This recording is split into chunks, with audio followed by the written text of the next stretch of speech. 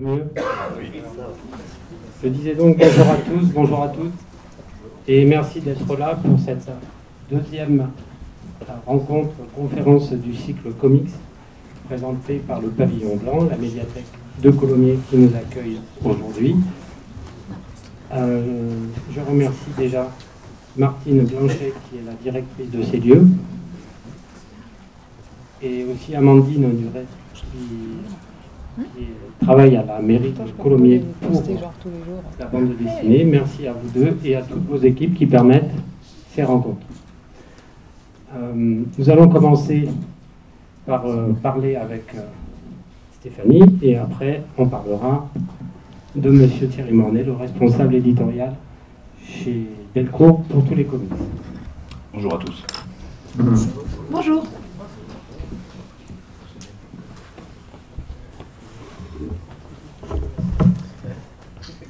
Alors Stéphanie, bonjour, merci de venir et d'avoir accepté cette invitation à Colomiers. Le voyage a été long. Le voyage a été un peu palpitant, c'est vrai. Quelques aventures au démarrage, mais l'essentiel est là, tu es parmi nous. Je suis ravie. Est-ce que tu pourrais nous dire comment tu es tombé dans le bain des comics, quels ont été tes premiers contacts avec des comics dans ta vie? Est-ce que tu en as lu? En tant que lecteur? En tant que lecteur, oui. En fait, je pense que comme beaucoup de monde, j'ai commencé à lire des comics avec Strange. Mon père les achetait et je les lisais dans son dos. Mais j'étais un petit peu jeune, donc quand Sienkiewicz a repris les Nouveaux Mutants, que j'adorais à l'époque, j'ai arrêté d'en lire jusqu'à peut-être bien mes 22 ans, quelque chose comme ça. Donc il y a eu une grande partie des comics que j'ai pas connus, que je redécouvre encore aujourd'hui. D'accord, d'autant que ces New Mutants de Bill Sienkiewicz, à l'époque, ils ont été complètement censurés par l'éditeur Lug. Il n'y avait eu que quelques pages et tout le reste, c'est passé à la... Ça a suffi. C'était traumatisant. Mais j'avais 10 ans. D'accord. Est-ce que tu pourrais me dire quand est-ce que tu as pensé à devenir illustratrice et d'en faire ton métier, ta carrière? C'est venu comment?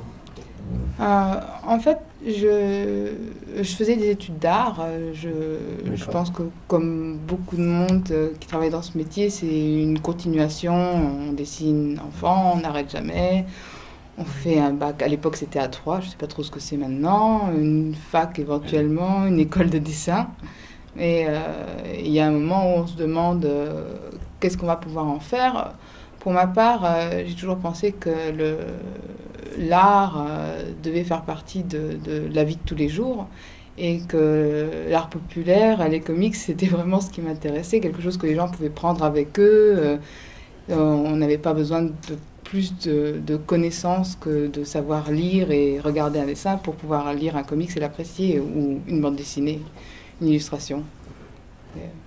D'accord, donc tu as fait un parcours, tu as fait les arts déco. Oui.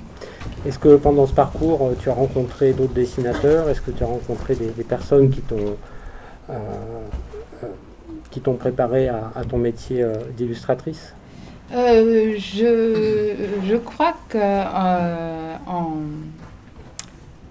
2000 pile, j'ai un ami qui m'a brûlé accidentellement et pour se faire pardonner, m'a offert Hard Boiled.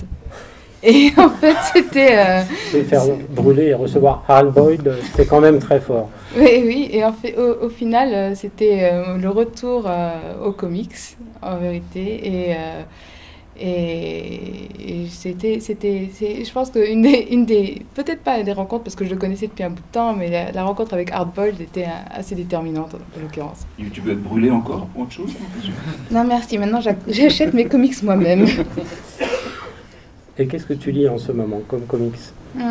Je lis peu de comics parce que j'en reçois, en fait, donc j'en achète peu par moi-même.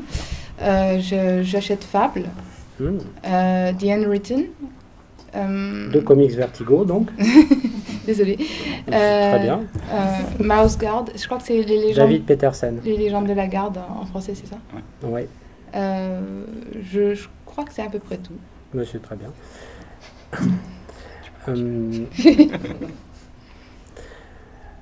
Oui, alors je voulais te demander, donc là tu travailles pour les éditeurs de comics américains, pour Marvel. En grande partie.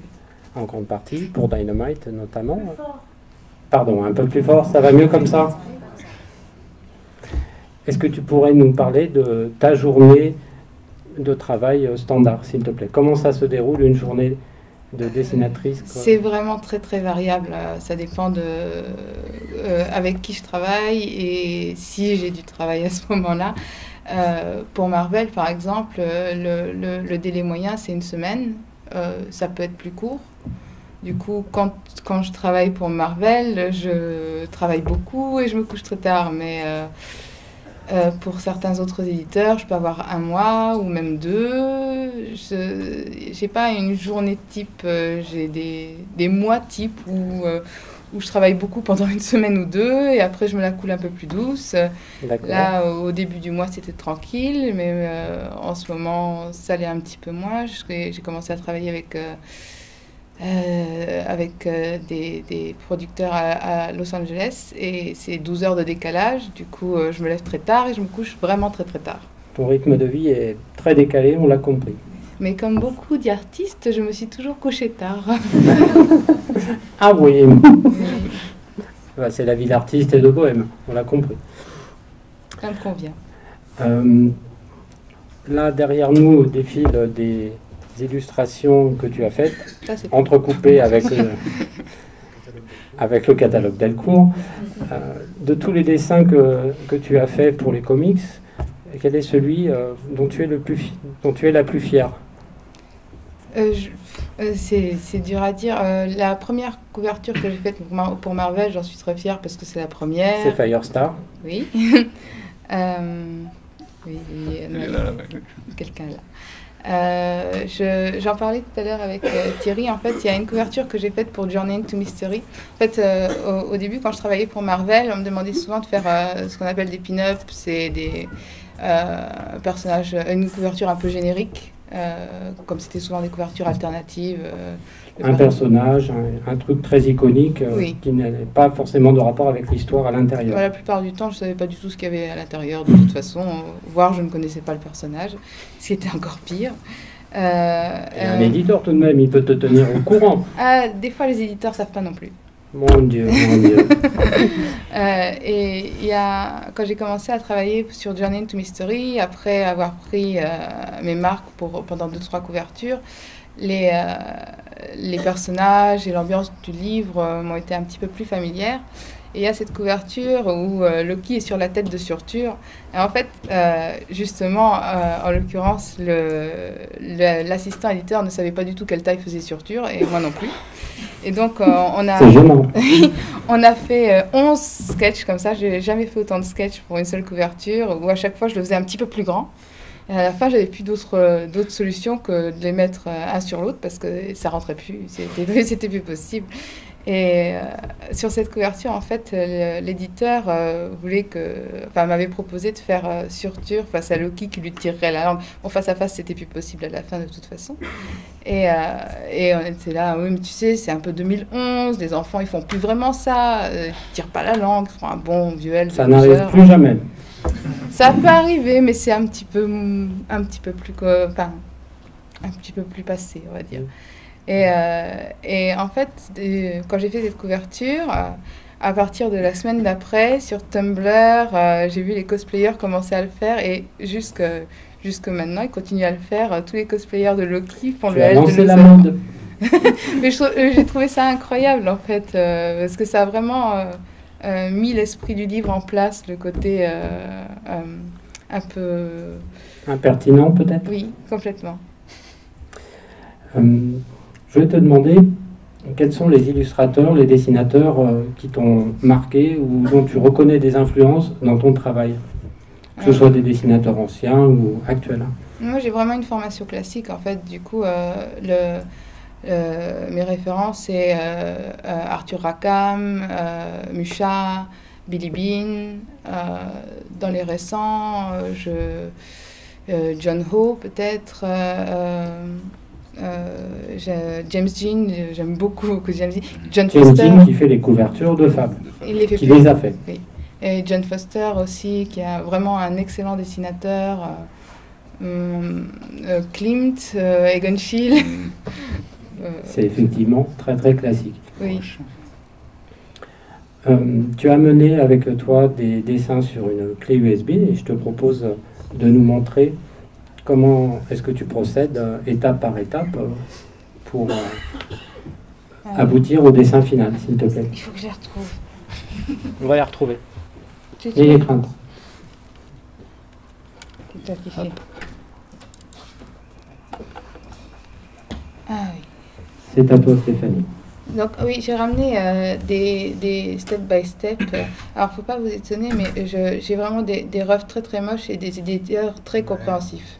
Mais sinon, vraiment, ceux-là, je me donnais encore un petit peu de mal à l'époque. Maintenant, c'est encore pire.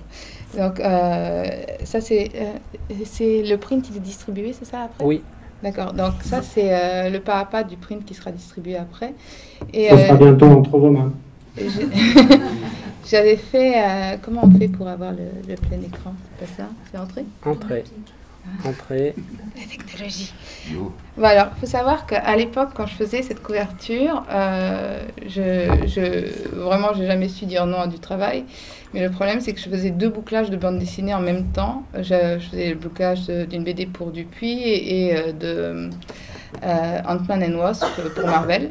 Et j'avais vraiment pas du tout de temps. Je commençais ma journée de travail. Et là, pour le coup, j'avais vraiment une journée de travail. Je commençais ma première journée de travail entre 9 et 17 heures pour les éditions françaises. Et à 17 heures jusqu'à à peu près 1 heure du matin, je travaillais sur ce qui me restait à faire pour Marvel. Et du coup, en fait, l'objectif pour cette couverture, en tout cas, c'était vraiment d'utiliser le moins d'espace possible dans la couverture pour en dessiner le moins possible, parce que je n'avais pas le temps. Mais vraiment pas du tout. C'est moche. Oui, oui, oui. C'est très moche. Non, mais et du coup, je cherchais des éléments graphiques pour utiliser peu d'espace. Donc là, c'était tout noir, c'était bien. Pour la Black Widow, c'est pas mal. Oui. Donc pareil, très très peu de couleurs, vraiment noir, blanc, rouge, bon, ça marche toujours. Et au final, il est vraiment horrible ce ref, mais c'est celui-là qu'ils ont choisi. Et donc, effectivement, l'espace utile dans l'image est vraiment minimal. Donc, voilà. Au début, normalement, je pars souvent d'une base noir et blanc. C'est quand j'ai pas le temps. Quand j'ai le temps, je pars d'une base couleur. Mais quand j'ai pas le temps, je le fais en noir et blanc et je le passe en couleur après. Donc, voilà. Ça va vite, en fait, parce que c'était vraiment un dessin très rapide. Ouais. Mais, oui, Bravo. mais c'est tout. Oui, je les ai peut-être pas mis dans l'ordre. Oui, c'était ça. Bon, voilà. Alors, j'ai C'est une simple, question. enfin, il y a 2 heures de travail. Hein, c'est tout. Honnêtement, je crois que je l'ai faite dans la nuit.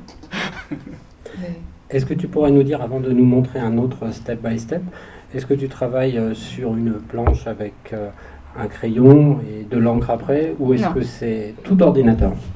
Oui, c'est depuis un certain temps, je travaille entièrement en peinture numérique. En fait, quand j'ai commencé à faire des couvertures, c'était des couvertures de romans à l'époque, je faisais encore une grande partie en traditionnel. Mais le premier directeur artistique avec qui je travaillais me demandait beaucoup de corrections, ce qui était classique, on va dire, surtout qu'à l'époque, mon dessin était encore très balbutiant. Et ça m'est arrivé d'avoir jusqu'à 24 corrections sur un seul dessin, sur des choses vraiment minimes, genre est-ce que tu pourrais changer la direction du regard? Elle pourrait faire un demi-sourire aussi. Et là, tu crois que tu pourrais rajouter des volants? Au bout d'un moment, c'était plus possible de tout redessiner, donc je suis assez vite passée au total numérique. Donc oui, je travaille entièrement en numérique maintenant. Les retouches sont beaucoup plus simples quand on a un fichier, évidemment, que quand on a un original papier. Oui, enfin, surtout quand on a beaucoup de retouches à faire. Mais Marvel, pour le coup, travailler avec les éditeurs américains, je n'ai pas travaillé avec tous, donc je ne peux pas savoir, mais en général, ils me font confiance. C'est que quand je leur dis que j'ai fini, bah, j'ai fini. C'est qu'ils considèrent que je suis la première spectatrice de mon travail et que si je décide que c'est moi, que j'arrête là, c'est que j'arrête là. Oui. Mais ça met beaucoup de pression en fait, parce que quand on sait que les gens vont pas vous redemander forcément de correction, on se met plus de pression nous-mêmes parce que c'est plus une collaboration, c'est des gens qui achètent votre travail. Il faut qu'il soit bon. Un point, c'est tout. Oui, bah oui. Voilà. Merci. Est-ce que tu peux nous en montrer un autre, s'il te plaît? Oui. Faire ça. Alors, hop. Hop. Oui, c'est ça. Alors, c'était la couverture. Alors, je crois que c'était le terrorisme. Je me rappelle plus. C'est un arc pour Journey into Mystery aussi. Et alors, j'avais, comme très souvent, j'ai pas beaucoup d'informations sur le livre. Après ça, j'ai pu travailler plus régulièrement avec le scénariste qui m'expliquait mieux ce qu'il y avait dedans, donc je pouvais mieux travailler en fonction. Mais j'avais, les éléments que j'avais sur cette couverture, c'était les Dithir, qui sont des genres de Valkyries zombies, on va dire, qui agressent les cauchemars de Loki, et en même temps, il y a... je me rappelle même plus du nom du personnage, mais c'était tout un truc. Et du coup, je cherchais, j'avais une ou deux scènes qui m'intéressaient, genre dans le livre, enfin dans ce que j'en savais en tout cas. Les désirs le saisissaient de par-dessous dessus la boue, et il y avait un petit côté, ça faisait longtemps que je voulais faire une image avec un côté un peu sous l'eau comme ça, donc j'ai cherché ce que je pouvais faire autour de ce thème-là. Et normalement, là derrière, c'est censé être des serpents, ça se voit pas tellement. Et j'avais un éditeur. Oui, bien sûr. L'éditeur, l'assistant éditeur avec lequel je bossais à l'époque était là. Tu pourrais mettre des serpents? Oui, je peux faire ça. J'avais pas très envie. Sauf qu'ici, il faut sursauter. Donc voilà, je cherchais et on est tombé d'accord sur ce concept-là. Et voilà, enfin, mes refs sont vraiment pas très jolis. Je suis vraiment. Ils n'ont pas vocation à être jolis, ils ont vocation à ce que tu vois quel travail tu obtiendras à la fin. Donc là, en fait, comme j'avais un petit peu plus de temps, effectivement, je pars d'une base couleur. Ce qui m'intéresse plus en général, parce que je trouve que les couleurs sont plus intéressantes quand on les construit vraiment que quand on les plaque dessus du noir et blanc. Donc je crois que c'est pas dans l'ordre. Oui, je les avais mis dans l'ordre. Mais oui, c'est placer les lumières et les couleurs, mais c'est pas dans l'ordre.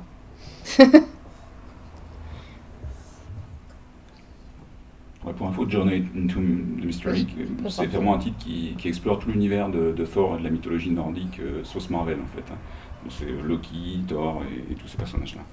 Oui, et le scénariste Kieron Gillen, en fait, a une écriture qui est vraiment très très agréable pour ce genre de bouquins. Oui, il y a beaucoup de critiques que j'ai lues dessus qui disaient qu'en fait c'est comme du Vertigo d'il y a 10 ans. Hein. Donc c'était du bon Vertigo. Oui, c'est exactement un bon ça. Complément. Non, c'est un livre très intelligent, très bien écrit, les dialogues sont savoureux, et ils ont fait un truc qui vraiment manque à Marvel et à tous les éditeurs de comics qui font du comics sur du très long terme. Ils ont fait une petite page de récap au début de chaque bouquin.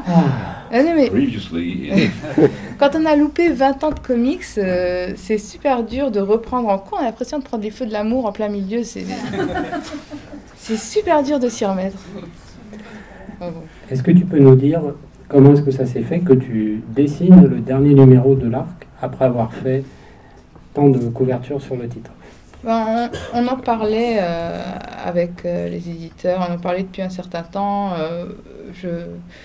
J'ai peu l'occasion de travailler avec des scénaristes dont j'apprécie vraiment le travail, ou dont je connais le travail à la base.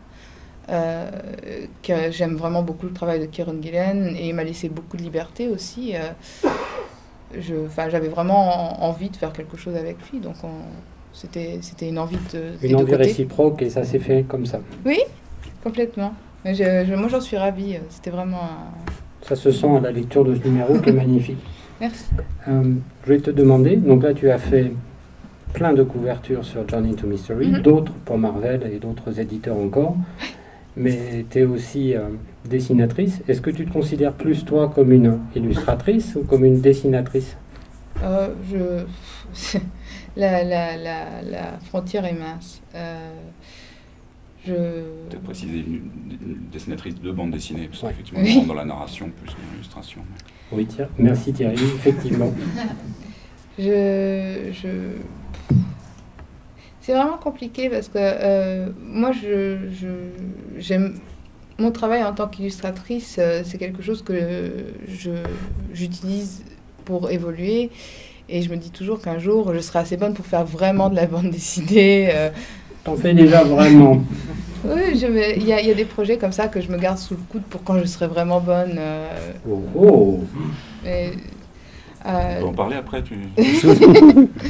c'est oui, faire des illustrations de couverture me permet d'apprendre beaucoup de choses que j'ai négligées pendant mon enseignement artistique, on va dire, ou juste que j'ai pas eu l'occasion d'apprendre sur. Enfin. Tu veux dire que tu dormais pendant les cours, quoi. Enfin, j'ai séché beaucoup de cours.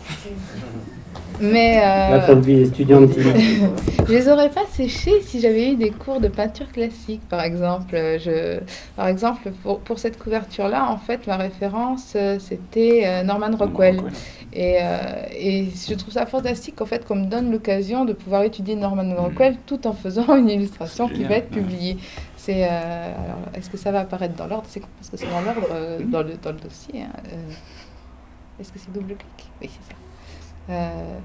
Donc, oui, c'est travailler un autre genre de dessin avec d'autres contraintes, d'autres règles de composition, d'autres règles de lumière. Moi, je sais qu'en tant qu'illustrateur, j'ai toujours tendance à utiliser un petit peu les mêmes lumières, on le fait tous.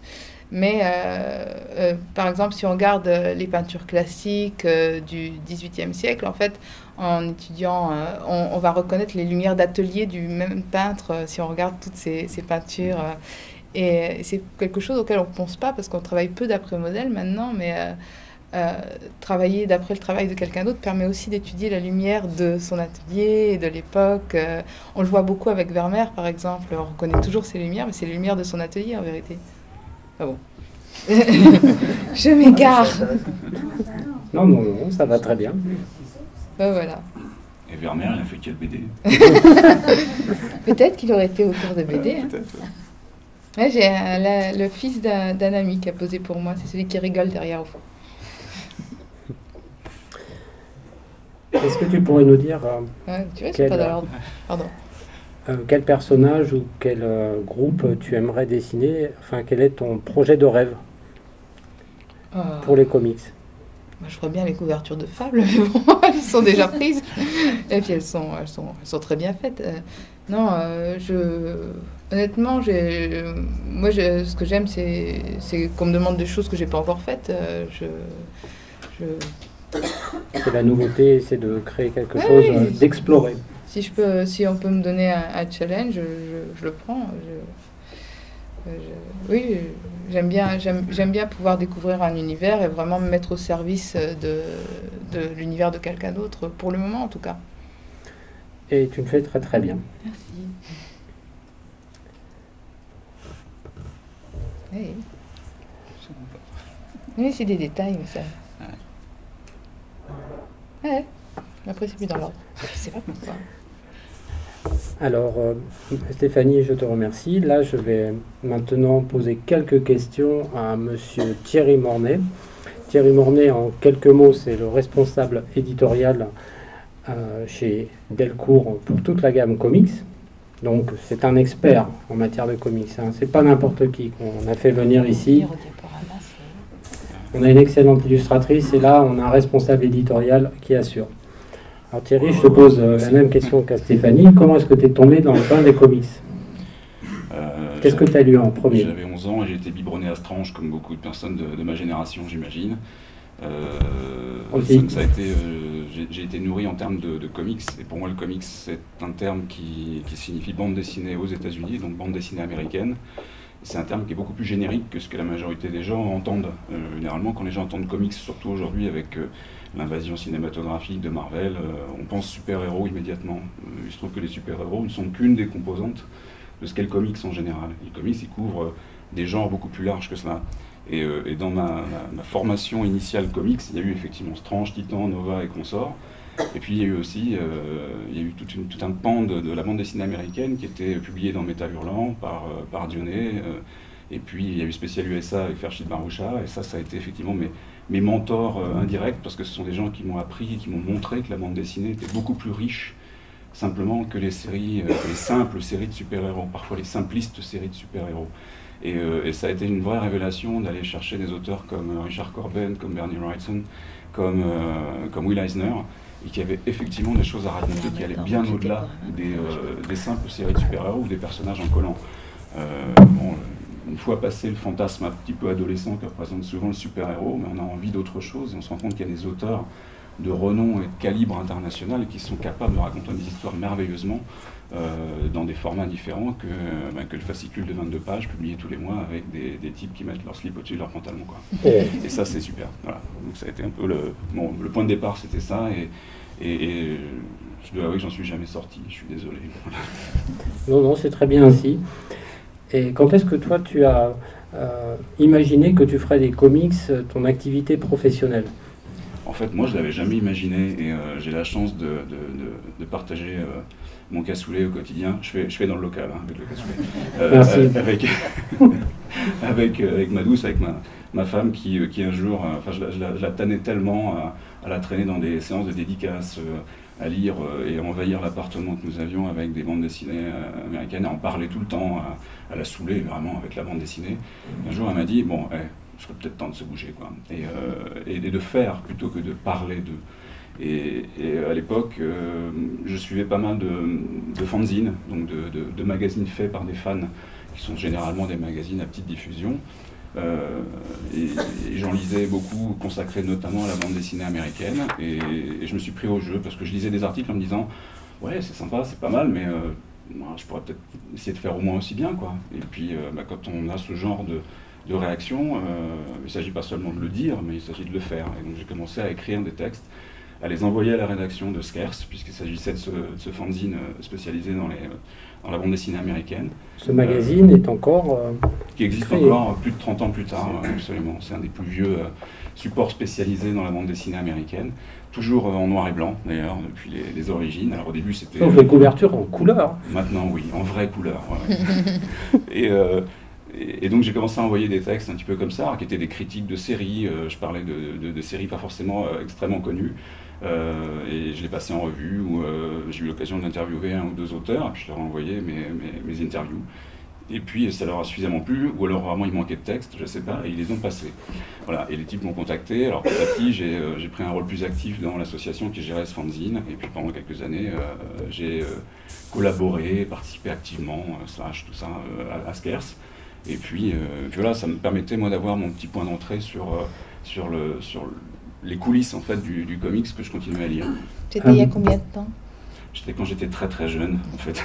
Non, ça c'était il y a maintenant entre 15 et 20 ans. Ouais. Pendant cette période Scarce, tu as dû rencontrer plein de professionnels. Est-ce qu'il y en a qui t'ont vraiment beaucoup marqué? Oui, j'en ai cité quelques-uns tout à l'heure, mais il y a Ferchid, avant tout Ferchid Baroucha, qui pour moi est la personne qui a vraiment ouvert en grand les vannes de la bande dessinée américaine en France. Alors pour l'anecdote, pour en avoir discuté avec lui, Ferchid, il est venu presque à la bande dessinée américaine, je ne vais pas dire par hasard, mais il se trouve qu'il était commandité par Jean-Pierre Dionnet à l'époque, qui avait monté Métal Hurlant, et Jean-Pierre était déjà fan de bande dessinée américaine, mais n'avait pas forcément le temps de se déplacer, d'aller aux États-Unis pour chercher des histoires, des images et des choses comme ça. Et donc il a demandé à un moment donné à Ferchid d'aller faire un tour aux États-Unis.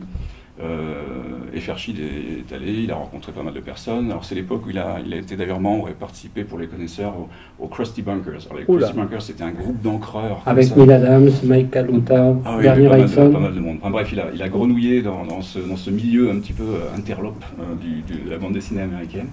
Et il est revenu en fait en France avec des dizaines d'histoires qu'il est arrivé pour présenter à Jean-Pierre Dionnet, qui auraient dû être des histoires publiées dans Métal Hurlant à l'époque. Mais Jean-Pierre lui a dit oh là garçon, moi j'en prends 2-3, ça m'ira bien, ça suffit quoi. Et il y a eu quelques histoires effectivement de comics américains ou de bandes dessinées américaines publiées dans Metal. Et Fairchild s'est retrouvé avec un paquet de planches comme ça, de mecs comme Corben, comme Wrightson, comme Neil Adams, mais que Jean-Pierre lui a pas acheté en fait. Donc c'est un petit peu comme ça que par accident Fairchild est devenu éditeur quoi finalement. Donc il a lancé les éditions du fromage, il a lancé pas mal de maisons d'édition, certaines qu'il a plantées, ça c'est pour le fun, et puis d'autres sur lesquelles il est parti en faisant des choses qui étaient extraordinaires. Enfin, j'ai encore dans mes collections personnelles les albums qui datent de 25-30 ans de ce qu'a fait Fairchild à l'époque, et moi ça a été absolument génial de découvrir ça. Donc voilà, ça c'est un de mes... Ouais, ça reste probablement mon gros mentor. Ouais. Alors toute la période Scar, c'était bien gentil, mais ça ne te payait pas tes factures, j'imagine. Non, j'avais un vrai travail. Voilà. Avant la bande dessinée, j'avais un vrai travail. Un métier honnête. Oui. Non, effectivement, je faisais tout ça absolument en parallèle du reste, c'est-à-dire entre 3 et 5 du matin, et quand on est passionné, on compte pas son temps, on y va.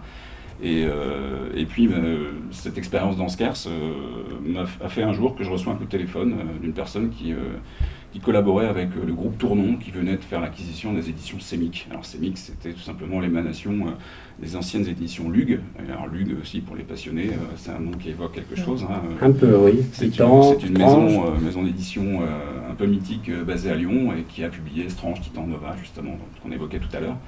Et je sais pas, visiblement ce que j'avais fait dans ce cast les avait suffisamment intéressés ou marqués pour qu'ils me proposent à ce moment-là de rejoindre l'équipe de Semic et de reprendre en charge le catalogue.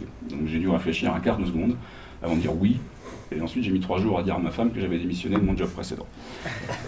Ouh là là. On a tous ces titres achetés. Voilà, c'est tout. Bon, aujourd'hui on ne regrette pas, ni elle ni moi, et ça s'est vraiment passé comme ça, quoi. Et la deuxième anecdote à ce sujet-là, c'est quand j'ai appelé mon père pour lui dire que j'avais changé de job, et je lui dis voilà, papa, je vais bosser dans la bande dessinée. Il y a eu un blanc au téléphone, un truc qui dure 4-5 secondes, mais qui semble une éternité. Et derrière, il m'a dit, et c'est réel, il m'a dit mais tu vas être payé pour ça, quoi. Merci papa. Et donc voilà, ça s'est passé comme ça. Je suis arrivé chez Semic. C'était un moment un peu spécial pour Semic, puisqu'il venait de perdre la licence Marvel peu de temps auparavant. Oui, un an auparavant, effectivement, Semic avait... Enfin, Marvel / Panini avait décidé effectivement que l'ensemble des séries Marvel seraient dorénavant édité en France par cette structure italienne qui s'appelle Panini, jusqu'alors spécialiste avant tout des images autocollantes de football en particulier. Et non, il faut le préciser. Parce que ce n'est pas sale. Ce n'est pas ça. Non, c'est bien. Et en fait, je me suis retrouvé avec un catalogue qui partait un petit peu dans tous les sens. Enfin, il y avait pas mal de séries Image, mais c'était aussi sur la période un peu où Image prenait un petit peu de l'essor. Il y avait des séries qui commençaient un peu à dater avec une forme de qualité réelle. C'était Spawn, c'était Darkness, c'était les studios comme Topco aux États-Unis. C'est l'époque aussi où j'ai eu l'occasion de pouvoir retravailler sur un petit peu l'ensemble du catalogue DC Comics et notamment des séries Vertigo. Parce que, avoir la chance d'introduire en France des séries comme 100 Bullets ou Fables, ça s'est fait à ce moment-là. Ouais. Losers, enfin pas mal de titres qui aujourd'hui sont des titres qui marchent bien, qui sont passés entre-temps dans les mains de Panini, puis de Média Participation, enfin bref, ça on s'en fiche. Ça a été un vrai bonheur de pouvoir reconstituer, retravailler sur un catalogue en le teintant à la fois de passion et puis en se disant, bah, tiens, on est un petit peu en toute humilité les héritiers des éditions Lug qui ont fait connaître les comics Marvel en France. Mais on va essayer de passer à une étape autre, puisqu'on n'a plus accès à Marvel, mais il y a peut-être autre chose de vraiment bien à présenter au lectorat français issu de la bande dessinée américaine. Voilà. Il y avait quelque chose de nouveau que tu as fait chez Semic, c'est justement les Semic Books, c'est l'arrivée des TPB version française à cette époque-là. Ouais, bravo. Je vais rendre à César ce qui est à César, parce que dans ce registre-là, je n'ai pas été le premier, mais on a peut-être été les premiers à le faire d'une manière suffisamment visible et de le faire de manière suffisamment massive. Mais avant nous, il y avait eu Didier Passamonique avec les éditions Betty qui avait sorti des albums dans ce registre-là. J'avais eu l'occasion de collaborer avec Didier d'ailleurs chez Betty en animant une collection qui s'appelait Mainstream, avant de passer chez Semic. Fairchild lui-même avait fait pendant des années aussi des albums cartonnés qui republiaient du comics américain en librairie. Mais c'est vrai que d'une manière un petit peu massive, on est arrivé avec les Semic Books, un terme que je revendique haut et fort, parce qu'on avait vraiment cette volonté de faire migrer le comics de la presse, du kiosque, vers un registre qui était plus un registre de collectionneurs et de gens qui allaient dans les librairies spécialisées de bande dessinée, en leur faisant découvrir autre chose que l'album cartonné à papa de 46 pages, mais avec effectivement un album d'une centaine de pages qui présentait du comics américain. Et je dirais que l'intégration du catalogue Vertigo chez Semic a été une bonne opportunité de présenter des séries au caractère un peu plus adulte et qui justement ne traitaient pas forcément de super-héros. Ce qui a été une chose qui moi m'intéressait, c'était de justement présenter autre chose. Je n'avais aucun intérêt à vouloir aller faire strictement du super-héros d'ici ou alors aller frontalement me confronter à Panini qui faisait à l'époque, qui se chargeait de la licence Marvel. Marvel a toujours bénéficié en France d'un traitement de faveur particulier grâce au travail des éditions Lune dans les années 60 et 70 et tout le monde a été presque imprégné de super-héros à travers la mythologie Marvel en fait, en France en particulier. C'est pas forcément vrai dans tous les pays mais en France c'est vrai. Et derrière, je me suis dit peut-être que l'angle à trouver, il est justement de ne pas aller se confronter frontalement à un univers de super-héros extrêmement bien implanté qui sont les super-héros Marvel, mais allons chercher des titres un petit peu différents, qui vont être des titres d'horreur, de SF, enfin des titres de fantasy. Et tu as aussi bien les trouver chez Semic. Et un beau jour, tu as reçu un coup de fil. C'était Guy Delcourt qui était au bout du téléphone. Oui, en fait, j'ai passé 6 ans chez Semic, 5 ans extraordinaires avec un boulot où on me laissait pas mal de liberté. Puis la 6e année, on s'est un peu pourri avec mes anciens employeurs. Et donc à un moment donné, c'était juste plus possible de s'entendre pour continuer à collaborer. Et j'ai fait savoir que je désirais m'en aller chez Semic. Et effectivement, ouais, Guy m'a contacté parce qu'il avait été probablement un petit peu intéressé ou sensible au boulot qui avait été fait chez Semic. Et il m'a dit, voilà, est-ce que ça t'intéresse de venir collaborer chez Delcourt Et ben oui, ça m'intéressait beaucoup, parce que j'allais avoir affaire et j'allais avoir la possibilité de collaborer avec une structure qui était réellement dédiée 100% à la bande dessinée, qui était un véritable éditeur de bande dessinée, passionné de bande dessinée en général et de comics en particulier, parce que Guy, dès ses tout premiers albums, il y a 25 ans, a incorporé du comics dans ses publications. Hein. Il y avait Marada la Louve, il y a eu Miracle Man, il y a eu The Nam, qui était parmi ses toutes premières publications.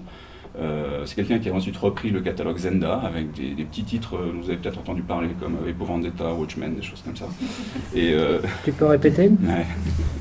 Bref, il y avait vraiment une vraie volonté de développer cet aspect-là. Il avait entre autres réimplanté la licence Star Wars en France à une époque où ça n'intéressait pas forcément grand monde, par pure passion, parce que c'est un passionné de Star Wars.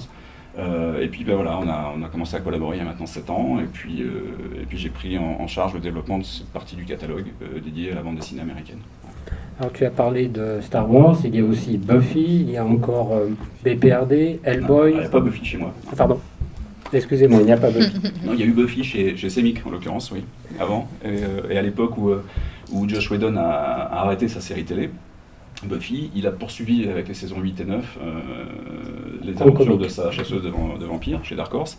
Et moi, je n'ai pas cru du tout. Voilà, ça fait partie des choses. En tant qu'éditeur, des fois, on gagne, puis des fois, on se plante parce qu'on n'a pas le nez. On se dit, tiens, ça ne marchera pas. J'avais une première expérience de Buffy chez Semic qui avait connu un certain succès commercial. Et puis, sur la fin, on sentait bien que c'était un phénomène qui n'intéressait plus personne. Donc, quand le phénomène s'est représenté chez Delcourt, je me suis dit, bon, il n'y a pas de raison que ça marche, quoi. Et si, ça a plutôt bien marché. C'est Panini qui a pris les droits, ça marche bien. Ils ont fait la saison 8, saison 9 et tout ça. Donc voilà, tant pis, je me suis trompé, mais bon, on ne peut pas se tromper toujours. Alors je voulais te demander, quels sont, toi, tes critères qui te permettent de choisir quelle bande dessinée va venir dans le catalogue Delcourt ou non? C'est des multiples critères, en fait, mais c'est avant tout des critères de qualité que l'on mesure par, d'une part, des régularités de publication, par ce que j'appellerais, et je vais mettre entre guillemets, le CV des auteurs en question, c'est-à-dire quel poids, quelle âme ils mettent dans le travail qu'ils font. Et puis il y a aussi un autre thermomètre absolument important, c'est l'émotion. Parce que si on fait tous de la bande dessinée ou si on se frotte au milieu artistique, c'est parce qu'on a juste envie que les lecteurs, quand on leur présente un ouvrage, ressentent de l'émotion au niveau où nous, on a pu l'avoir lorsqu'on a découvert une œuvre. Écrire une bande dessinée, raconter une histoire, c'est vouloir véhiculer, faire passer quelque chose, faire passer une émotion. Donc quand je lis quelque chose en amont parce que les agents, les éditeurs ou les auteurs me présentent des projets en amont venus des États-Unis, si vraiment ça fait aucun blip sur le radar, je vais me poser la question de savoir pourquoi. Alors peut-être parce que moi je suis pas sensible, Donc la question à se poser derrière, c'est est-ce qu'une partie du lectorat pourrait pas en revanche être sensible à ça? Parce que ce n'est pas forcément mes seuls critères qui importent là-dedans. Mais généralement, oui, on essaie de passer par ça. Il y a des gens qui savent très bien raconter des histoires et on en ressent quelque chose je sais pas, de puissance. C'est difficile à décrire en fait, mais il y a une vraie envie, il y a une vraie... Je sais pas, ça réveille la passion, l'envie, on a envie de présenter ce travail et de le faire connaître à d'autres personnes. C'est le plaisir de transmettre quelque chose qui t'a touché toi à un large public. Ouais. Alors, on a vu que tu es responsable éditorial comics chez Delcourt, mais même depuis peu, tu n'es plus seulement ça, tu es aussi auteur. Bon, c'est un bien grand mot, ouais. Non, j'ai Regarde, fait un livre, ça ne veut pas dire qu'on est auteur. Mais, Ce livre, c'est un guide qui permet de se familiariser à différents comics. Oui, en fait, c'est l'idée de ce guide, de cet ouvrage qu'on a choisi d'appeler Comics, les indispensables de la bande dessinée américaine. Ça partait d'un constat qui est que moi j'aurais bien aimé, à l'époque où j'ai commencé à découvrir les comics américains, j'aurais bien aimé disposer de certaines pistes, de repères, un peu de lecture pour m'y retrouver au milieu de la jungle un petit peu.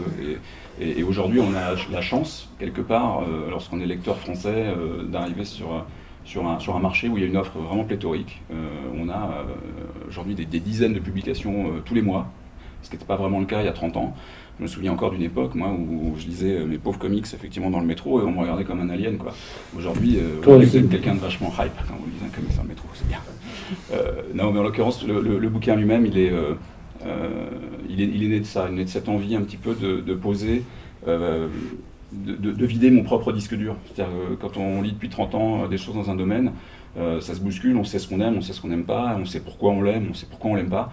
Et puis je me suis dit, tiens, sur une base à peu près objective, qu'est-ce qui aujourd'hui présente un caractère un petit peu incontournable, à défaut d'être indispensable, comme le dit le titre, mais quand on s'intéresse à la bande dessinée américaine ou aux comics, qu'est-ce qui peut susciter un intérêt, quel que soit le domaine que l'on aime, ou le genre que l'on aime, l'horreur, le polar, la SF, la fantasy, le super-héros, parce qu'il y en a dedans. Et donc, il y a des choses assez évidentes, quoi. Alors bien sûr, on va y trouver Watchmen, parce que tout le monde a à peu près entendu parler de Watchmen ou d'Alan Moore quand il est question de bande dessinée américaine. Mais on va trouver des œuvres de Will Eisner, on va trouver Maus, on va trouver Black Hole, on va trouver un certain nombre d'ouvrages qui couvrent sous forme d'éventail un petit peu l'ensemble de la production de la bande dessinée américaine depuis maintenant une grosse cinquantaine d'années, quoi. Voilà. C'était juste cette envie un peu de mettre un peu en forme des choses et puis de vider le disque dur, ouais, vraiment. Qu'est-ce qui t'a guidé dans tes choix? Parce qu'il y a on ne peut pas tout mettre dans un livre. Non, c'est d'ailleurs une des difficultés du bouquin, c'est de se limiter à je sais pas, il devait y avoir 170 entrées environ sur les 224 pages, quoi, mais la difficulté, c'est justement de se limiter à ça, parce qu'il y a au moins une centaine d'autres ouvrages ou séries dont j'aurais bien envie de faire découvrir, pas forcément des séries d'ailleurs qui ont fait l'objet d'une adaptation en français. Comment on choisit? Mais il y a à la fois des ouvrages qui s'imposent d'eux-mêmes, et puis sur environ 20% du contenu du bouquin, il y a des choix qui, bien entendu, seront des choix un peu subjectifs, où ce sont des ouvrages qui, à un moment donné, vraiment ont suscité une réelle émotion de lecture chez moi, et pas forcément des ouvrages extrêmement connus du grand public. Enfin, on parle du Tale of One Bad Rat de Brian Talbot, qui est pour moi un ouvrage absolument une histoire magnifique. Sur l'inceste qui est très très bien écrite et très émouvante. De la même manière, il était hors de question de ne pas avoir figuré Maus, par exemple, ou Black Hole, ou le Jimmy Corrigan de Chris Ware. Il n'était pas question de passer à côté de Spider-Man, parce que moi j'ai eu mes premiers émois adolescent, c'était pas Spider-Man, c'était Black Cat. Mais, ou Black Widow, justement. Mais, T'es pas le seul. Black Widow aussi. Spider-Man. Bref, il y a bien sûr des séquences, mais alors c'est vrai que aujourd'hui, je suis incapable de lire Spider-Man, parce que c'est quelque chose qui m'est étranger, je suis plus sensible à ce qui se passe dans Spider-Man. Et sur 50 ans d'édition, sur des séries fleuves comme ça, d'ailleurs, c'est même pas une série, c'est un ensemble de séries, c'est un univers complet. Ce qui m'a semblé intéressant, c'était d'essayer de donner une sélection de lectures de certains runs, de ce qu'on appelle des runs en format américain, c'est-à-dire des récits un peu complets qui couvrent plusieurs numéros, et dire tiens, ça vaut vraiment le coup parce que c'était extrêmement bien dessiné, c'est le premier travail de tel auteur qui est devenu ensuite une méga vedette, c'est un récit peut-être des fois de 20 pages, mais qui va avoir un impact émotionnel incroyable. Je pense, j'évoque Spider-Man là avec l'histoire de ce gamin. Il y a eu le 11 septembre aussi, ouais, effectivement, mais il y a eu l'histoire de Spider-Man. Exactement, le gamin qui aimait Spider-Man, et c'est une histoire qui... C'est bourré de pathos, mais c'est extrêmement bien raconté, et voilà, on pleure. Et moi j'adore pleurer avec une bande dessinée, ça m'arrive suffisamment rarement pour que ça se passe comme ça. Et c'est vrai dans la bande dessinée franco-belge, c'est vrai dans le comics, c'est vrai dans le manga, il n'y a pas de limite là-dedans. Encore une fois, le dénominateur commun à tout ça, c'est l'émotion. Voilà. Je vais te demander quel accueil réservent les fans que tu as pu croiser lors des dédicaces quand tu as présenté ton livre. Est-ce que c'est très enthousiaste, genre enfin un livre qui parle de différents comics, ou alors... Pour l'instant, j'ai eu que mon papa, ma maman et les potes qui sont... Non, je plaisante. Ils lisent beaucoup de comics Non, ils lisent pas du tout de bande dessinée. Je vis avec alors la personne qui partage toujours mon cassoulet, ne lit pas de bande dessinée, par exemple. Voilà, bon, c'est une drame de ma vie. Non, mais je m'en remets. Et non, pour répondre à ta question, c'est les gens sont généralement assez contents de voir qu'il y a effectivement un ouvrage qui existe, et parce qu'il n'existait pas. Enfin, la raison pour laquelle aussi on a choisi de le faire avec mon éditeur, c'est parce qu'il n'y avait pas d'équivalent derrière. Ou la seule équivalent qu'on peut trouver aujourd'hui, ce sont peut-être des choses qui sont moins objectives et qui vont figurer sur le net, enfin sur Internet. Chaque blog ou chaque blogueur a envie de se faire un petit peu son best-of. Moi, je voulais un petit peu avoir une vision peut-être beaucoup plus périphérique et plus large de ce que je considère comme un frein incontournable à la lecture quand on s'intéresse à la bande dessinée américaine, et dans des registres extrêmement différents. C'est-à-dire qu'il y a vraiment le grand écart entre des choses que certains vont trouver très arty et puis d'autres qui sont très ce qu'on appelle mainstream, c'est-à-dire très grand public en fait, quoi. Et c'était ce mélange-là qui m'intéressait, quoi. Alors une petite question sur ce livre, pourquoi est-ce qu'il n'a pas été édité chez Delcourt pour qui tu travailles? Très simplement, parce que c'est un projet qui est né vraiment il y a 2-3 ans, enfin l'envie il y a depuis longtemps, mais il y a 2-3 ans, j'ai commencé vraiment à pitcher, à mettre en forme le projet. J'en ai parlé à Guy, je lui ai dit voilà Guy, je prépare un ouvrage, est-ce que ça t'intéresse? Voilà, tout simplement, il m'a dit non, je trouve l'idée intéressante, mais ça ne m'intéresse pas chez nous, parce que nous on est un éditeur de bande dessinée, qui fait de la bande dessinée, mais qui ne publie pas d'ouvrage sur le médium. Je dis bah écoute, je comprends, ça ne me pose aucun problème. En revanche, est-ce que tu vois un inconvénient, est-ce que j'aille le proposer ailleurs? Il dit non, au contraire, go, vas-y, quoi. Donc c'était extrêmement cool de sa part, parce que moi je suis employé Delcourt, il aurait très bien pu me dire oui, ça me pose un problème, vraiment que tu ailles bosser ailleurs sur cet ouvrage-là. Mais enfin, a priori, il n'y a pas de problème, il n'y a pas d'antinomie entre être éditeur chez Delcourt et ça. Et puis quelque part, ça m'arrangeait, parce que je voulais pas du tout que cet ouvrage, qui bien sûr présente quelques ouvrages publiés chez Delcourt, qui ont été publiés chez Delcourt, ou même dont je me suis chargé en tant qu'éditeur, je voulais pas que cet ouvrage apparaisse comme une espèce de prosélytisme en faveur de faire valoir pour les publications Delcourt. Donc je suis ravi d'avoir trouvé cet éditeur qui s'appelle Huguin et Memine, et qui est d'ailleurs une émanation de Média Participation, donc quelque part un des concurrents directs de Delcourt, ce qui prouve que voilà, il y a dedans des ouvrages publiés par Panini, des ouvrages publiés par Aquileos, des ouvrages publiés par Urban Média Participation, bref, tout le monde y est. Et c'est ça l'intérêt, parce que la qualité, elle est pas limitée à ce qui est publié chez Delcourt. Il y a des choses très bien qui sont publiées chez les copains, puis il faut le dire, voilà, c'est bien. Je te remercie Thierry. On va bientôt passer aux questions du public, donc préparez-vous. Mais avant ça, j'ai une dernière question pour toi Thierry. Est-ce que toi, tu es inquiet, non, des conséquences du rachat de Lucasfilm par Disney? Parce que Delcourt publie les histoires comics de Star Wars. Donc, je voulais savoir ton opinion, ton ressenti. Inquiet, non, c'est pas le mot. On a pris l'information, en fait, on a appris l'information très exactement en même temps que tous nos partenaires sur la chaîne de droit de Star Wars. C'est en l'occurrence Dark Horse. Dark Horse, ils l'ont appris vraiment en même temps que le communiqué de presse officiel. Lucasfilm, la majorité des gens de chez Lucasfilm, à part George Lucas lui-même et puis Kathleen Kennedy, n'étaient pas du tout impliqués là-dedans. Je pense que c'est des discussions qui ont lieu entre les responsables de Disney très haut niveau et Lucas. Il y a eu aujourd'hui cette information-là, qui est que LucasArts et Lucasfilm sont rachetés par Disney. C'est la seule information valable qui existe. Tout le reste n'est que rumeurs, spéculations, qui ont été amplifiées par le net.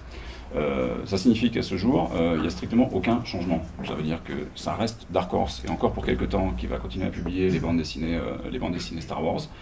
En ce qui nous concerne, dans un registre plus technique, on a encore les droits pour 2 voire 3 ans selon les albums sur les albums Star Wars que nous publions. Si à un moment donné la licence, appelons-la comme ça, doit changer de main et ne plus être gérée par Lucasfilm en direct mais par Disney, ça peut avoir, et je dis bien ça peut avoir comme conséquence que Disney décide de le donner à l'une de ses filiales qui se trouve être Marvel, d'accord. Est-ce que ça signifie que c'est Marvel qui va redévelopper complètement Star Wars? Possible, mais dans ce cas-là, ça ne rendra pas forcément cette licence inaccessible pour nous en termes d'achat de BD Star Wars pour la France. Bref, on a encore pas mal de temps pour réagir par rapport à ça. À ce stade, tous les scénarios sont possibles. Oui, absolument. Puis il y a tellement de spéculation et bon, on est dans des registres qui sont un peu des registres de business. Et puis au-delà de l'affolement du moment, faut être juste conscient d'une chose, c'est qu'on maîtrise absolument rien. C'est pas nous, c'est une décision qui va être descendante, venant de mecs qui vont prendre des décisions sur lesquelles on n'aura aucune prise. Donc voilà, attendons de voir quoi. Enfin, la peur évite pas le danger. Voilà, business as usual, quoi. C'est tout. On avait paniqué un peu aussi quand Marvel avait été racheté par Disney, mais au final, ça n'a pas changé grand-chose. Il y a 2-3 personnes qui ont démissionné, mais... Ouais, alors je sais pas si c'est... Ça a dû porter les oreilles. Non, en revanche, ce qu'il faut dire, c'est qu'il y a eu des antécédents de transferts comme ça de licences. Lorsque Disney a racheté Pixar, par exemple, il se trouve qu'aux États-Unis, c'était un éditeur qui s'appelle Boom Studio qui disposait de la licence Pixar en bande dessinée. Et du jour au lendemain, effectivement, Disney rachetant Pixar, ils ont retiré la licence d'exploitation des séries Pixar en bande dessinée à Boom pour les filer à Marvel, qui n'a strictement rien fait. Voilà, bon, ça c'est comme ça, mais c'est arrivé dans d'autres exemples. Je suis pas là pour tirer sur l'ambulance Marvel, c'est pas un problème. En plus, ils payent des factures, c'est bien. Ah oui. Bien. Merci Thierry et merci Stéphanie. On va passer aux questions du public. Donc, je vous pose la question, mesdames, messieurs, est-ce que vous avez des questions à poser? Oui.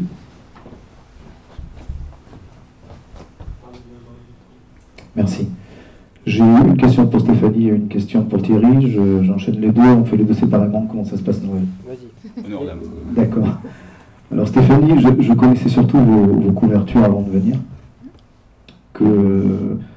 J'avais 2 questions auxquelles vous avez répondu avant, donc je vais vite dire que d'abord je suis très impressionné. C'est très signé au niveau des visages, ce que vous faites sur le nez, sur les yeux. Ça c'est très signé, ça appartient qu'à vous. Et la première question que je me posais, c'était quand je voyais ce que vous faites avec les cheveux, c'est assez fabuleux, ça part toujours du figuratif et puis ça vire vers l'abstraction décorative un peu. J'ai pensé évidemment à l'Art Nouveau. Et vous avez tout à l'heure cité Mucha, donc c'est bien les affichistes de l'Art Nouveau, c'est une influence assumée. Donc, oui. Donc c'était ma première question, vous avez répondu. La deuxième question, je voyais un peu de Sienkiewicz, par exemple, dans cette très belle image, on voit le personnage féminin dans la main, où les formes sont assez schématiques, où le niveau pictural des couleurs est très poussé. Là aussi, vous avez parlé de Sienkiewicz, donc... T'as plus peur de Sienkiewicz maintenant? Non, j'ai plus peur, mais j'ai plus 10 ans. Et pour autant, évidemment, comme tous les artistes, les influences, ça pousse, c'est un carrefour, et puis c'est signé quand même. Alors, j'ai une question qui m'est venue juste maintenant, quand même. Je vais un peu revenir sur la question de Noël et la tourner un peu différemment sur le rapport des couvertures et du séquentiel, quoi, et des planches. Oui. Est-ce que les couvertures, c'est pas le cas de toutes les couvertures, mais est-ce que c'est pas plus pictural dans le sens où toute la scène est dans le cadre, hein? Et est-ce que quand on passe dans la planche, on est plus dans le cinématographique, dans le sens où le hors-champ va sans arrêt être important, plus que dans la couverture? Alors, déjà, est-ce que c'est un peu ça? Et est-ce qu'on passe facilement de l'un à l'autre? C'est deux travails c'est tellement différent, c'est vraiment très très dur à comparer. La couverture, c'est exprimer l'esprit d'un livre ou d'une bande dessinée en une seule image. Il n'y a pas de texte hors le titre. Et l'image doit supporter le livre et appeler le lecteur. On a une seule image pour faire tout ce travail-là. La bande dessinée, c'est jamais une seule image, c'est une double page, ou une page, parce qu'il y a des publicités dans les bandes dessinées américaines, mais c'est un ensemble d'images et qui travaillent main dans la main avec du texte. C'est impossible de faire le même travail d'un à l'autre, et même je ne peux pas être aussi pictural à l'intérieur parce que ça serait illisible. Moi, en tant que dessinatrice de bande dessinée, mon travail, c'est de faire en sorte que le travail du scénariste soit mis en avant, parce que c'est son travail qui est le plus important. Moi, je raconte son histoire et je dois la servir. Je dois apporter au texte qui lui manque et pas l'étouffer. Et c'est mon but. C'est vraiment complètement différent, mais c'est comme ça que je travaille. Voilà. C'est pour ça que vous disiez, j'attends un peu avant de passer vraiment dans la bande dessinée, alors que nous, on trouve votre travail extraordinaire parce qu'il est très pictural, justement. Donc votre évolution, ça serait d'épurer ce niveau pictural, un peu ce qu'a fait Sienkiewicz. Hein. Oui, en fait, quand je travaille sur les intérieurs, je travaille même entièrement en noir et blanc, et je travaille sur la couleur en global, en fait, parce que ça doit rester lisible. C'est sur D'ailleurs, c'était un peu une frustration sur le dernier Journey into Mystery, parce que j'avais tout travaillé sur les doubles pages. J'avais pas forcément pensé au fait que la page 1 en France, elle commence à droite, et la page 1 sur Journey into Mystery commence à gauche. Et normalement, à partir de la page 12, il devait ne plus y avoir de pub. Et malheureusement, à la page 21, normalement on la tourne et c'est la fin, et là on a de la pub. C'est terrible. Ça complique beaucoup. Hein. Oui. Merci. Une question pour Thierry. Tu as très justement dit que les comics, c'est pas le récit super-héroïque exclusivement. Il y a beaucoup de choses, hein, Chris Ware, tout ce qu'on voit dans Vertigo, évidemment. Pour autant, je pense quand même qu'il y a quelque chose de spécifique au récit super-héroïque et qui n'est pas fini, quoi, qui n'est pas épuisé. Et je suis d'accord avec toi aussi quand tu dis que c'est difficile de lire Spider-Man maintenant. Mais pour moi aussi. Bon, il se trouve que pour moi aussi. Et j'ai à peu près le même parcours de lecteur que toi. Mais est-ce que Invincible, je prononce à la française, est-ce qu'Invincible, c'est pas un regard sur Spider-Man? Et ce regard-là, est-ce qu'il n'est pas devenu intéressant? Est-ce que c'est pour ça que tu as... j'ai choisi de publier. Tu as choisi de publier, oui. Oui, absolument. Enfin, moi, c'est une série que qui m'a redonné un petit peu la foi dans les récits de super-héros, on va être très clair. Lorsque Kirkman est arrivé, il ne s'est jamais caché du fait qu'il avait été lui aussi biberonné, non pas à Strange, mais en fait aux séries Marvel, et à Spider-Man en particulier, dans les années 60, 70, 80, et faire Invincible pour lui. Pour lui, c'était ça, parce qu'on en a parlé ensemble, et il me l'a dit, mais derrière, le publier en France, c'était une manière pour moi d'amener un personnage qui était dans le même esprit d'un jeune garçon qui part à la découverte d'une puissance super-héroïque et des pouvoirs extraordinaires. Et il y avait le même cheminement intéressant que moi m'avait plu dans les premiers Spider-Man. Enfin, Spider-Man, au départ, c'est un kéké avec des pouvoirs qu'il dépasse et qui ne fait pas forcément ce qu'il faut. Invincible, c'est exactement la même chose, quoi. C'est un minot qui se retrouve un jour investi d'une puissance physique extraordinaire et qui se plante un peu dans la manière de gérer ça. Et c'est une belle allégorie sur l'omnipotence et sur le fait du pouvoir qui peut corrompre ou pas, quoi.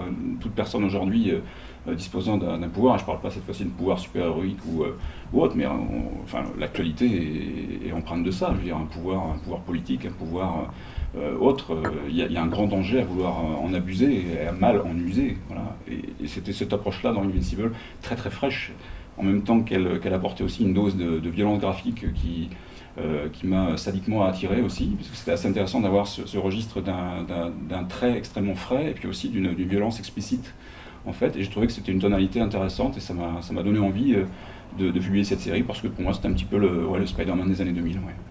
C'était des grandes trouvailles. Voilà, merci. Mais merci Bernard.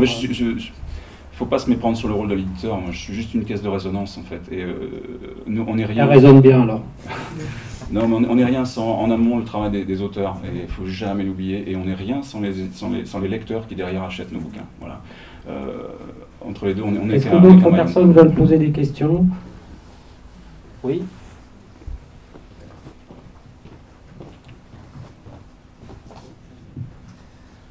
Oui, bonjour. Donc, je me pose des questions par rapport au mode de travail au niveau du comics aux États-Unis. Bon, parce que je sais à peu près bien comment ça marche en France, mais bon, j'ai déjà été assez surpris de voir que pour les couvertures, vous ne saviez pas spécialement forcément ce qu'il y avait dans le bouquin et qu'on ne vous informait pas là-dessus. Non, mais il y a une raison à ça, c'est que les couvertures, elles doivent être dans les previews 3 mois avant. Le dessinateur, en général, il a tout juste commencé et il est loin d'avoir fini. Les pages sont pas faites, le pitch est tout juste fait. Oh, non, oui, non, mais j'entends bien que c'est des contraintes. Enfin, c'est des contraintes, on va dire, économiques et dues au rythme de publication, je suppose. Mais comment ça se passe dans les relations avec le scénariste? Quelle forme de travail vous arrivez à avoir en commun? Est-ce que les découpages sont hyper calés, par exemple, ou pas? Est-ce qu'il y a un mode de fonctionnement qui est très différent, on va dire, de la relation scénariste et dessinateur en franco-belge, quoi? Moi, j'ai jamais travaillé sur des séries. Enfin, le dernier volume de Journey into Mystery, il a été construit longtemps à l'avance. Il peut même se lire tout seul. J'ai eu 3 mois pour le faire. C'est exceptionnel, ça arrive jamais normalement. Donc, elle a beaucoup de chance, Stéphanie. Oui, j'ai beaucoup de chance. Donc, en fait, je peux difficilement répondre à votre question. Tout ce pourquoi j'ai travaillé aux États-Unis, ça a été dans ces conditions-là, soit des one-shots, soit quelque chose pour lequel on m'a commissionné longtemps à l'avance. Peut-être un élément de réponse là-dessus par rapport à des personnes que j'ai rencontrées, des auteurs. Et il se trouve qu'il y a souvent, dans le cadre des grosses maisons d'édition en particulier, le rôle de l'éditeur est aussi un rôle de barrière qui ne met pas forcément en relation le scénariste et le dessinateur. D'accord ? Il y a une époque, c'était réellement une volonté de contrôle et de maîtrise par l'éditeur maison en fait, du flux d'informations entre scénaristes et dessinateurs. Ce sont des choses qui ont un peu évolué, qui ont pas mal changé depuis une dizaine d'années avec l'évolution et le développement d'Internet, clairement. Mais auparavant, il y avait réellement ça. Il y a beaucoup de dessinateurs qui ont souvent été extrêmement frustrés de ne jamais rencontrer le long d'une carrière les scénaristes avec lesquels ils ont travaillé, quoi. Il faut se souvenir, juste pour l'anecdote, que Jack Kirby a rencontré Joe Sinnott, son encreur préféré sur les Fantastic Four, une fois que leur carrière à tous les deux était quasiment terminée, quoi, alors qu'ils ont bossé pendant des décennies ensemble, quoi. Voilà. Il y a un fonctionnement un peu similaire dans l'édition jeunesse en France. Jeunesse, probablement, ouais. Mais pour de la BD, moi, ça me paraît complètement assez alien, quoi. C'est alien parce que ça va un peu à l'encontre de la qualité du produit. Aujourd'hui, et Stéphanie l'a très bien dit tout à l'heure, il ne faut pas oublier une chose, c'est que la bande dessinée, c'est une fusion entre du texte et de l'image. Donc ça peut être le travail d'une seule et même personne lorsqu'on est auteur complet, mais la majorité du temps, on a effectivement une équipe artistique qui est très belle couverture de Paul Renaud, d'ailleurs.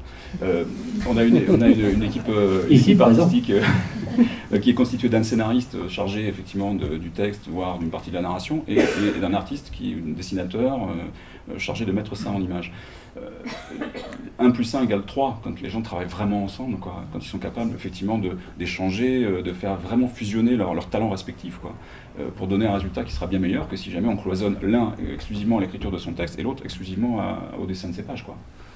Oui, et connaître le scénariste, pour le peu d'expérience que j'ai eu là-dessus, ça fait une grosse différence quant à la confiance. Je sais que Kieron m'a vraiment fait beaucoup confiance sur le découpage. Par exemple, certains scénaristes, en France aussi, n'hésitent pas à carrément découper le truc et faire des schémas. Ouais. On a peu de liberté. Le fait de connaître Kieron et que lui connaisse mon travail lui a permis de me laisser aussi de la liberté et de me faire confiance parce qu'il connaissait mon travail en tant qu'artiste séquentiel. Alors ça évolue beaucoup aux États-Unis depuis maintenant quelques années sous l'impulsion et le développement des éditeurs indépendants. C'est-à-dire que moins on travaille effectivement sous licence et sous contrôle d'un éditeur, plus les équipes artistiques sont capables de se constituer en publiant chez Dark Horse ou chez Image aujourd'hui sous un principe de creator-owned, c'est-à-dire que les auteurs restent maîtres de leurs droits. on a souvent un principe qui se rapproche du mode de fonctionnement qu'on peut connaître sur la bande dessinée franco-belge, avec une équipe artistique, scénariste plus dessinateur, qui va se constituer avant même que le projet existe. Contrairement au fait de travailler sur Marvel et DC, où c'est un éditeur qui va aller recruter un scénariste dans un coin et un dessinateur dans l'autre pour les faire travailler ensemble. Là, avec Image aujourd'hui, ben, les projets naissent conjointement entre le scénariste et le dessinateur pour qu'ils prennent vie ensuite. Et donc la circulation d'informations, là, s'opère effectivement de manière beaucoup plus libre que c'était le cas auparavant d'une part, ou que lorsque l'on travaille sous licence. Merci Thierry. Est-ce que quelqu'un veut poser une autre question? Ouais. J'arrive.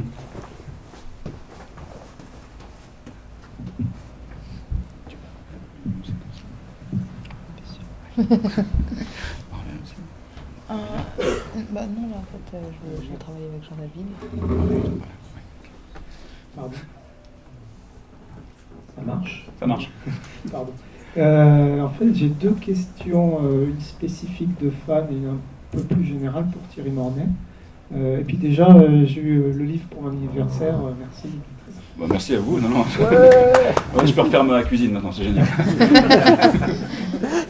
Alors, la question spécifique de fan, c'est un ami qui m'a fait découvrir il y a longtemps Nexus de Mike Baron et Steve Rude. Steve Rude. Et il y avait eu une parution chez Semic juste d'un petit album qui n'a sans doute pas très bien marché. Non, ça a été une grosse tôle. Ouais. C'était une grosse tôle, d'accord. Alors ça s'est gaufré, commercialement. C'est bien pour ça artistiquement, non, ça reste un album magnifique, mais voilà. Et il n'y aura jamais de... Faut jamais dire jamais, surtout en bande dessinée, parce qu'il y a des choses qui évoluent, des cycles. Je me rends compte aujourd'hui que on arrive à republier, j'arrive à republier chez Delcourt des choses que j'avais publiées chez Semic et qui n'avaient pas forcément rencontré un énorme succès commercial. Il y a une petite série qui est pas mal, je ne sais pas si vous connaissez, qui s'appelle Walking Dead, c'est un exemple. Mais en l'occurrence, c'est une série que j'avais lancée chez Semic à l'époque, en sortant un premier album, et qui a fait, je ne vais pas dire que ça a fait un flop, mais c'est juste passé, ça a fait aucun blip sur le radar, c'est resté, voilà, on en a vendu, je crois, pour les chiffres d'origine. Alors si vous êtes détenteur l'heureux détenteur d'un des tomes de Semic, je crois que c'est bon, ça va prendre de l'argent à terme, ça, si vous êtes spéculateur. On a dû en vendre 2500, quoi, à tout casser, quoi. Et puis bon, voilà, la série, elle n'a pas été poursuivie à l'époque parce que les dirigeants de Semic n'ont pas jugé bon de poursuivre. Moi, je me suis en allé de chez Semic et puis j'ai rejoint Delcourt. Et puis quand les droits se sont libérés, j'ai présenté la série à Guy. Petite anecdote, et en passage, je lui ai présenté 3 fois avant qu'il accepte de la signer. Aujourd'hui, il est content. C'était tiré, le tout premier tirage de Walking Dead chez Semic, on a dû faire 3000 exemplaires à l'époque, tu vois. Finalement, c'était pas un mauvais C'était pas si mal que ça, non, mais bon, voilà. Ouais. Après, quand on l'a repris chez Delcourt, on a sorti le tome 1 et le tome 2 conjointement, avec un tirage de 4 à 5 000 exemplaires, je crois. Et puis aujourd'hui, on est pour le tome 1. C'était avant la série ? C'était bien avant la série, ouais, puisque ça remonte à 2007, je crois qu'on en a repris chez Delcourt. Et aujourd'hui, on est à plus de 150 000 exemplaires du tome 1. Et puis merci beaucoup à vous, parce que c'est une série qui rencontre le succès par l'engouement qu'elle suscite, par le bouche à oreille que vous véhiculez, et puis par la qualité intrinsèque de cette série. Je continue à la défendre pour ses qualités, qui est vraiment un feuilleton fleuve extraordinaire. Ça joue beaucoup aussi qu'elle soit adaptée, évidemment. Et bien sûr, oui, ça n'a pas desservi la série bande dessinée, que la série devienne aussi un succès télévisé sur AMC, téléchargé à outrance par tout le monde, bien sûr. C'est bien fait, hein? Ouais, c'est bien fait. Ouais. Donc, on était parti de Nexus, hein, je crois. Mais c'est juste pour illustrer le fait que parfois, il faut arriver... la même série, je sais pas, là, en l'occurrence, à 5 ans de différence, va faire un flop dans un cas, va faire un succès dans l'autre. Ça rend très très humble parce qu'on n'a pas... voilà, on peut se planter une fois et puis avoir raison une deuxième fois avec la même chose. C'est un certain nombre de facteurs qu'on ne maîtrise absolument pas. Parce que si on connaissait la recette, on l'appliquerait à chaque fois, on serait tous les maîtres du monde, ce serait génial. Et ça marcherait pas. Non, puis ce serait ultra chiant, quoi. Ce qui est intéressant dans ce métier aussi, c'est la partie... c'est le choix, le petit truc qui va faire la différence à un moment donné qu'on ne maîtrise absolument pas. C'est le facteur X, c'est génial. Voilà. Il y a des mutants dans la Et salle. vous parliez de téléchargement. Ma deuxième question qui était... N'existe pas le téléchargement. Hein N'existe pas le N'existe téléchargement. pas. Et ben, du coup, pour la bande dessinée numérique, il y a une application. Moi, je suis, parce qu'au bout d'un moment, quand on lit les comics, on finit par les lire en américain, en anglais. Parce qu'on est accro, ouais. Voilà, c'est ça. Et depuis quelques temps, je me suis mis à une application qui s'appelle Comixology, où on peut acheter légalement déjà et lire les comics. Mm-hmm. Et en parallèle, il y a aussi apparemment une offre illégale qui s'est aussi formée. Et je voulais savoir si en français, ça va arriver pour les comics aussi, pour pouvoir les lire de manière légale en fait. Alors ça existe d'ores et déjà, mais dans une moindre mesure. C'est-à-dire qu'il y a quelques portails aujourd'hui qui existent par l'intermédiaire d'Hachette en tant que distributeur, pour parler purement de la BD numérique, parce que ça reste quelque chose qui nous intéresse. On ne peut pas ne pas s'intéresser à ça, puisque c'est un marché naissant. J'ai personnellement la conviction que c'est un marché qui va se développer en parallèle du marché livre, et qui ne va pas forcément avoir un impact absolument terrifiant sur les ventes de livres, parce qu'on est dans une culture, en France en particulier, une culture où le livre a une énorme importance. Moi je considère que le bouquin est l'objet créé par l'humanité le plus noble jamais existant, parce que ça renferme de la connaissance, et ça on n'a encore rien fait d'aussi beau que ça. Au-delà de ces considérations-là, la partie numérique, on s'y intéresse, et il existe un portail créé par Média Participation qui s'appelle Isneo. Et aujourd'hui, Hachette propose aussi une offre bande dessinée et comics en particulier, que vous pouvez trouver sur iTunes ou via Google, où il y a des supports comme celui-ci. Comixology, Joker. Joker, attendez 15 jours. Non, je plaisante, il n'y a pas de... On va obligatoirement, il y aura des offres ou des choses qui vont exister, c'est probable. Je veux pas ne pas dire des choses pour faire semblant de les dire, c'est pas du tout ça. C'est qu'on a obligatoirement une transposition assez évidente qui s'opère, en particulier avec le format comics, d'accord, et la narration comics. Je parle pas forcément de bande dessinée franco-belge ici.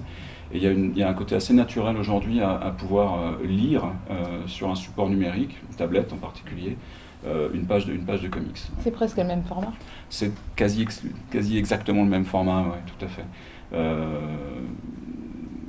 Donc il y a aujourd'hui, par exemple, Walking Dead est disponible au format numérique sur iTunes, par exemple, quoi. Et on a fait des ventes phénoménales en numérique. Je crois qu'on a dépassé le cap en plus d'un an de 1000 exemplaires vendus de Walking Dead, Thomas. Pour vous dire qu'il y a une grosse crainte à avoir pour le papier. Voilà, ça prouve justement que c'est aujourd'hui un épiphénomène. Ça ne veut pas dire que ça ne va pas grandir, mais on est, juste pour quelques chiffres qui permettent de situer le phénomène numérique de la vente. Alors je prends l'exemple de Walking Dead parce que c'est la série qu'on évoquait sur papier avant. On se rend compte que déjà le pourcentage de 1000 exemplaires par rapport aux 1000 exemplaires du tome 1 en format numérique par rapport aux 150 000 exemplaires en version papier, ça donne déjà une idée de l'échelle. En un an, je dis bien, donc c'est vraiment des mini-flux vraiment ridicules. La bande dessinée numérique, la vente de bande dessinée numérique pour une lecture aujourd'hui, sur tablette, ça représente 1%, légèrement au-dessus d'1% en France, les ventes de bande dessinée. Aux États-Unis, on est quasiment à 15% aujourd'hui du marché, parce que l'équipement en tablette et en support numérique est beaucoup plus large, parce que les portails existants, notamment Comixology que vous avez évoqués, sont devenus extrêmement puissants en 2 ans. Et les applications sont bien faites, les applications des éditeurs sont très bien faites. Ouais. Les applications sont très bien faites. Certains éditeurs ont même développé leurs propres applications, c'est le cas Dark Horse, Marvel ici, ouais, absolument. Et puis il y a un autre phénomène, c'est qu'ils ont beaucoup moins d'excellents libraires de librairies spécialisées aux États-Unis, à la fois en quantité et en qualité, que ce que l'on peut trouver en France, d'accord. Donc c'est hyper important de continuer aujourd'hui à soutenir un libraire local ou d'aller acheter ses bouquins dans un libraire qui pourra vous conseiller. Non, mais c'est une évidence, quoi. Quand on voit effectivement la catastrophe que ça peut être aujourd'hui de distribuer des livres dans d'autres pays qu'en France, il faut continuer effectivement à aller acheter ses bouquins et pas forcément aller céder à la facilité qui consiste à commander sur Amazon, même si c'est simple, c'est vrai. On a la chance d'être protégé par la loi Langue depuis maintenant une trentaine d'années, qui fait que le livre est un objet dont l'éditeur fixe le prix, contrairement à d'autres pays. Et cette loi Langue, elle a permis à toute une industrie, éditeur d'un côté, auteur de l'autre, libraire et circuit de distribution inclus, de continuer à être aussi importante, intéressante et bien structurée telle qu'elle peut l'avoir aujourd'hui en France. Ça, c'est extrêmement important. Ça y est, j'ai fini ma politique. Nous allons prendre une dernière question et après ce sera le moment de se dire au revoir pour cette deuxième rencontre. Oh non. Eh oui. Une dernière question rapide. Quelqu'un? Non?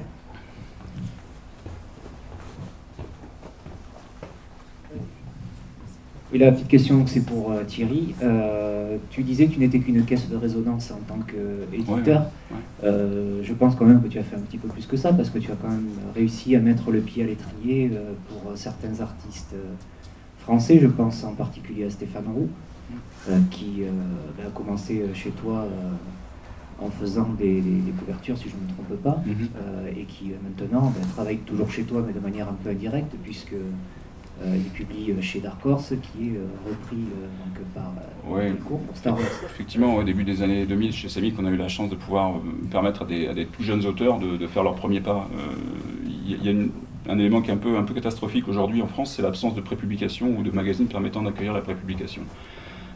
Quand on repense à des supports comme Métal Hurlant à l'époque, à suivre ou Pilote, ces magazines présentaient un énorme avantage, au-delà de la simple prépublication des grandes séries connues qui, elles, derrière passaient en album, Blueberry et compagnie, c'est qu'elles permettaient aussi à des jeunes auteurs de faire leurs premières armes sur des récits courts, de 5, 10 pages et autres.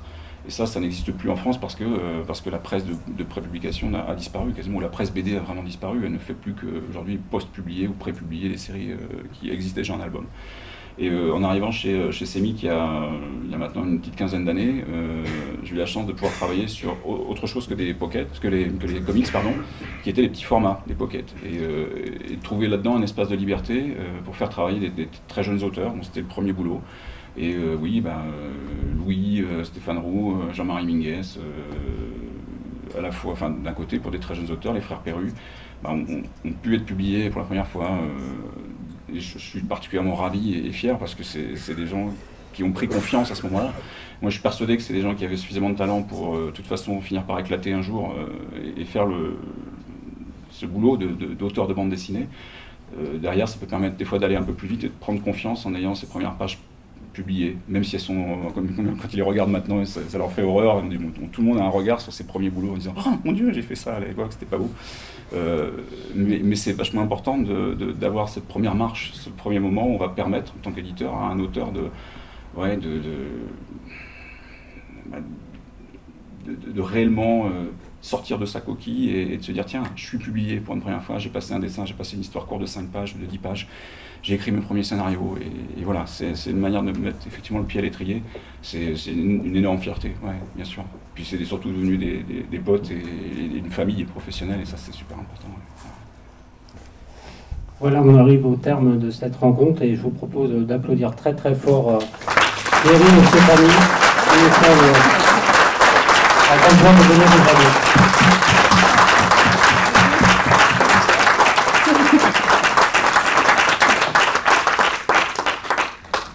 En bas de la salle vous sera remis un print d'une image de Stéphanie, la Black Widow qu'elle nous a ici gentiment présentée. C'est l'image au milieu là.